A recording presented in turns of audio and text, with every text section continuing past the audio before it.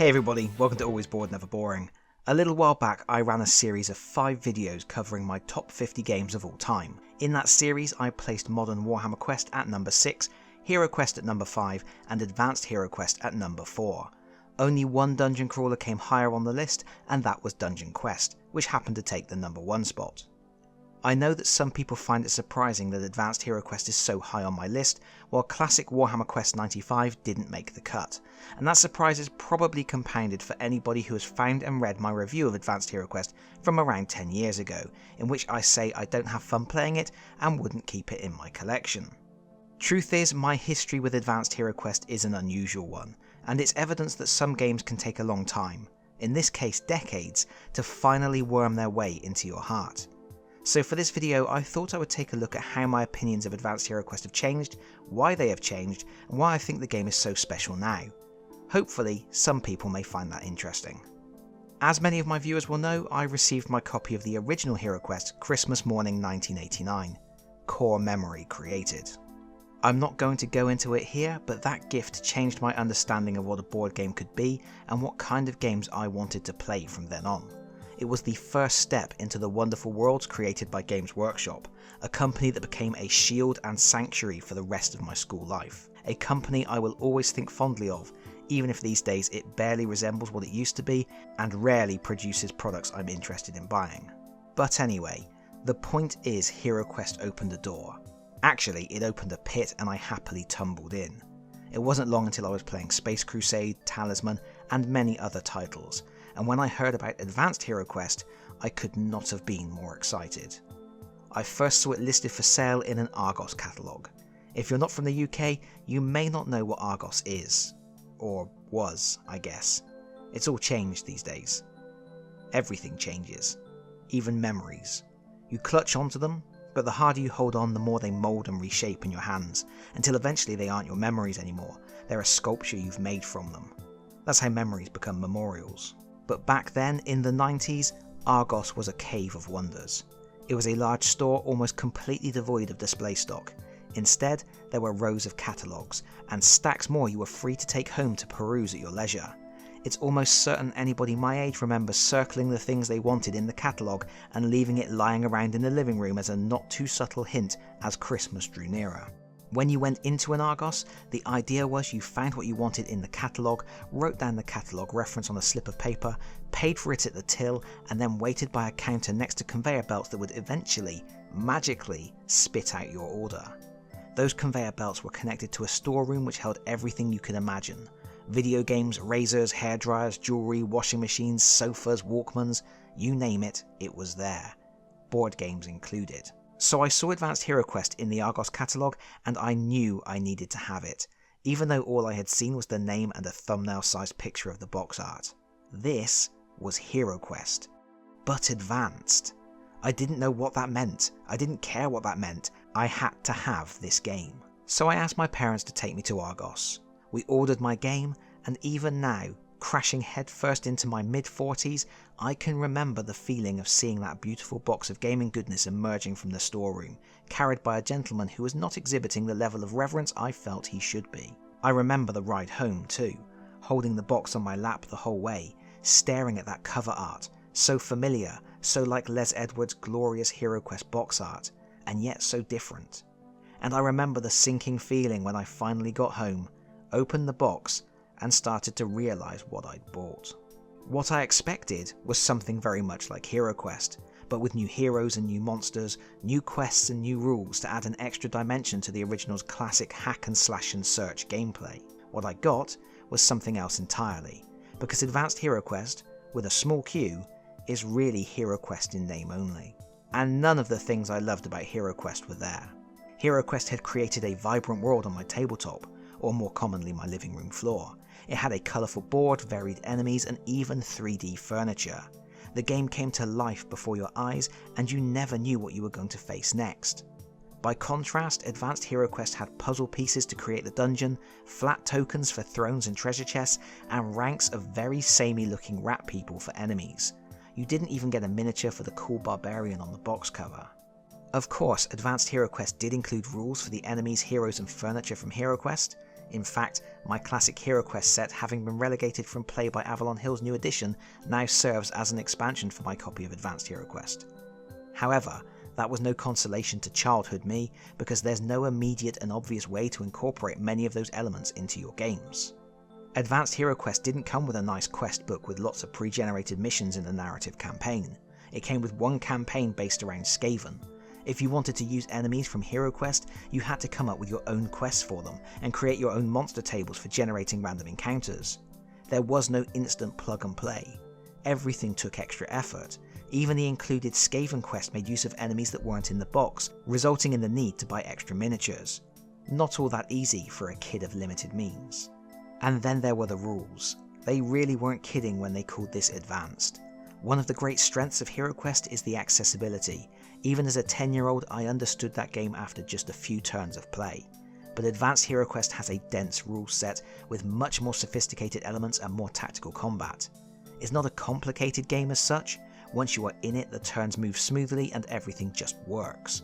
But the way the game pivots from the exploration phase to the combat phase takes some getting used to, and all of the stats and special rules make combat so much more intricate.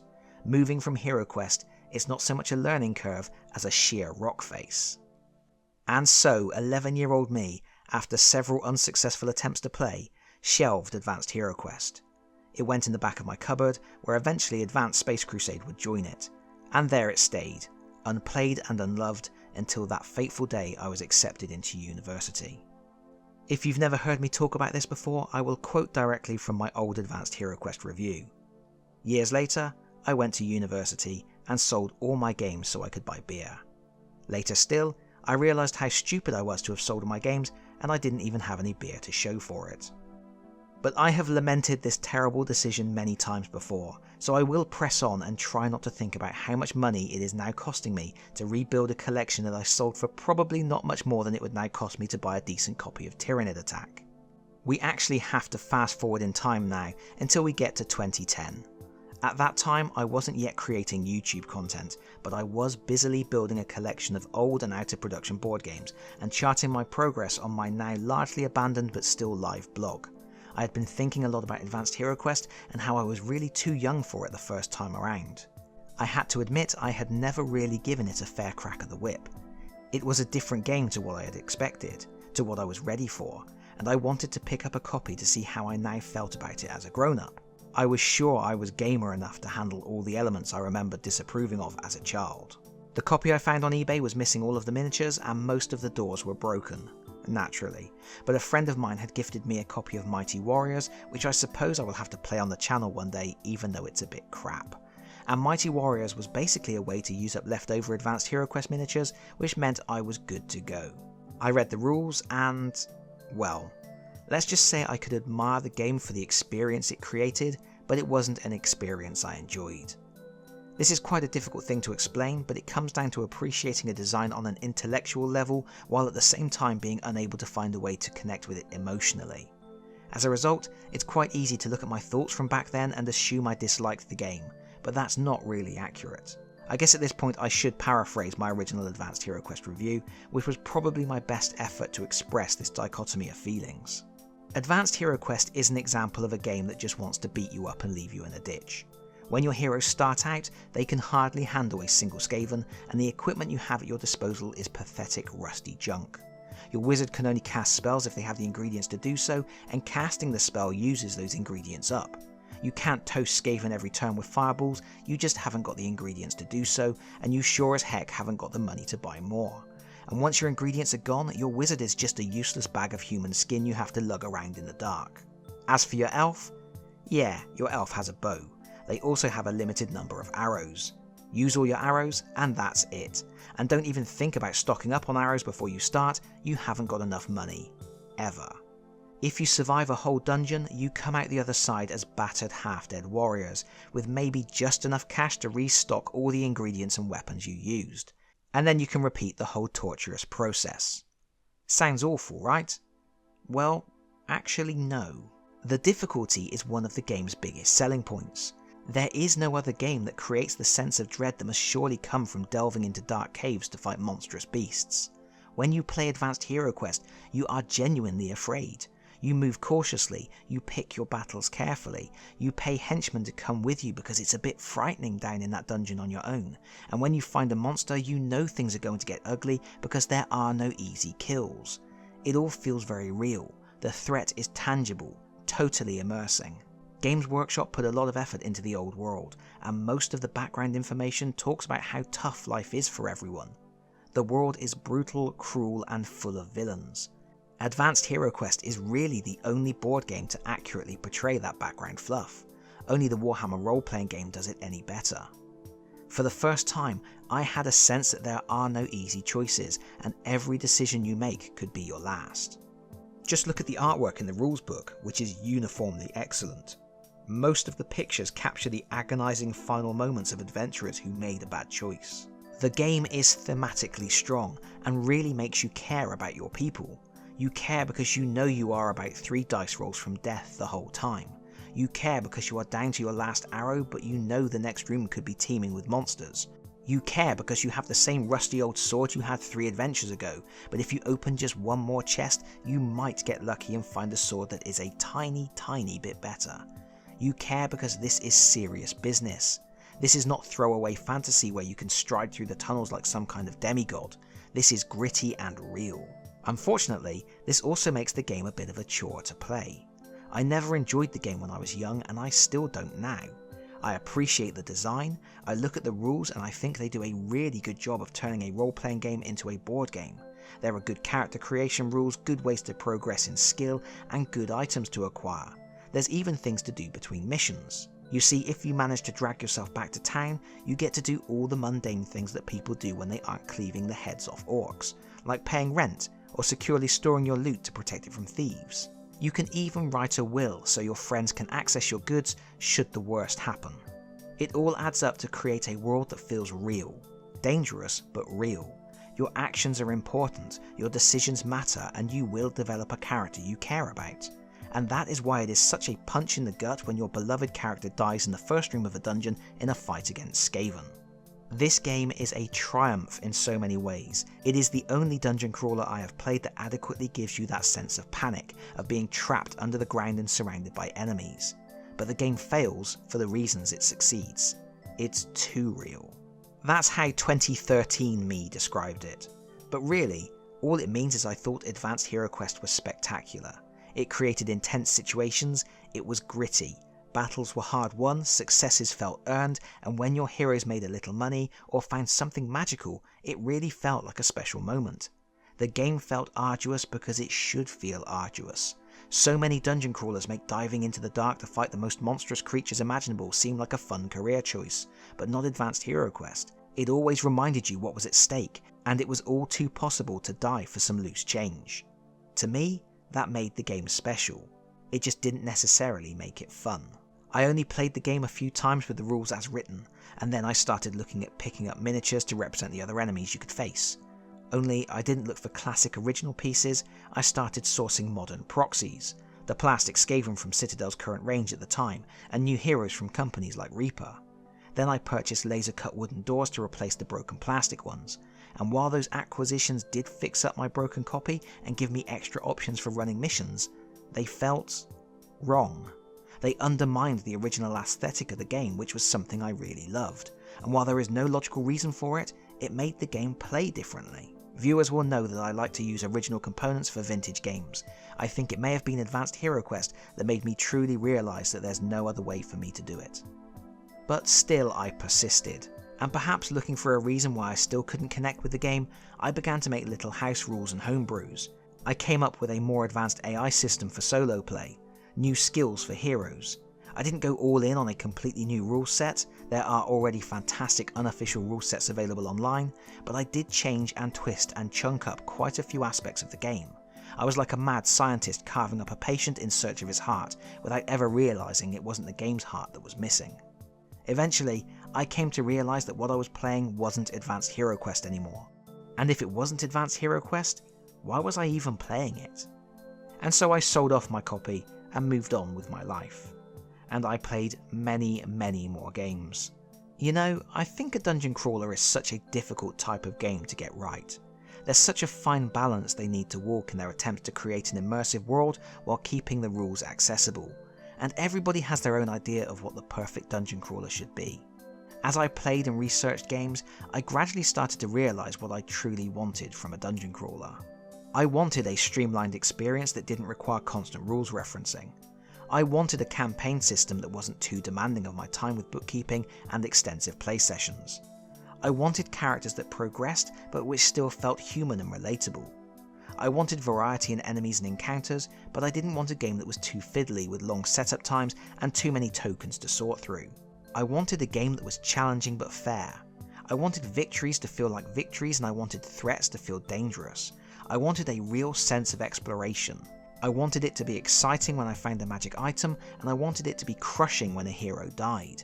I wanted a game that could simulate how I think it would feel to trust your life to a ragtag group of misfits who have all made the less than sensible decision of exploring monster-infested dungeons for a living. You can, I am sure, see where this is going. After many years playing other games, I realised I wanted Advanced Heroquest. That was the game I kept thinking about. When I was playing other games, it was Advanced Heroquest that I kept considering as the reference point for what I liked and didn't like. I started to appreciate how much variety the nested random tables created. I started to appreciate the long, endless corridors and that growing sense of dread as you explore empty location after empty location until suddenly powerful enemies appear and you are desperately scrabbling to survive. I started to appreciate the game's campaign structure, which allowed for character growth and deep narratives, all in such a simple, elegant way. Every time I was playing other games, sorting through too many tokens for too little gain, or trying to organise too many decks of cards while cross-referencing different rule supplements, or fighting monster after monster after monster in a gauntlet of monsters, I realised with more and more certainty I was wrong about Advanced Heroquest. Again. Somehow, something about the game had resonated. It had just taken me a long time to understand it was doing all the things I liked, I just hadn't been able to see it. First time around because it wasn't the game I expected, and second time around because I was trying to make it into the game I thought it should be. And so, as I have documented here on my channel, I picked up another copy of Advanced Heroquest, which was actually donated to me by a good friend, and then I bought another cheap copy to create one mammoth, oversized, mint condition version of the game. Once again, I was ready to brave the violent, uncompromising old world, and this time I approached the game with my eyes wide open. I didn't play focusing on what it isn't, I played and appreciated what it is. And what it is a game system. It encourages, no, demands, that you put something of yourself into it. Sure, there is an expansion and plenty of White Dwarf missions, but still this is a system. It wants you to explore what that system can do. That includes expanding your collection of enemies, and painting them. I have been gradually building a collection of classic Citadel miniatures to fill out the roster of enemies. I could find alternatives, I could use proxies, but that's not what I want to do. The hobby of collecting and painting the game is another facet of its beauty, and that helps me to enjoy the game in a completely different way, entirely separate of playing. I am gifting myself the game I never got to play as a child, the game I should have been playing for years, the game I was promised when I saw that thumbnail in the Argos catalogue. This isn't nostalgia, this is the reverse of nostalgia. I'm not clutching onto a memory, reshaping it in my hands. I'm creating a brand new memory, and maybe one day, many years from now, one of my kids will dust off my old copy of Advanced Heroquest, and they will remember fondly. This was Dad's game. Thank you so much for watching. If you've enjoyed the video, please consider pressing the like button. If you really enjoyed the video, please consider subscribing if you don't already do so. And hopefully, I'll see you all again very soon. Bye bye everyone. Bye bye.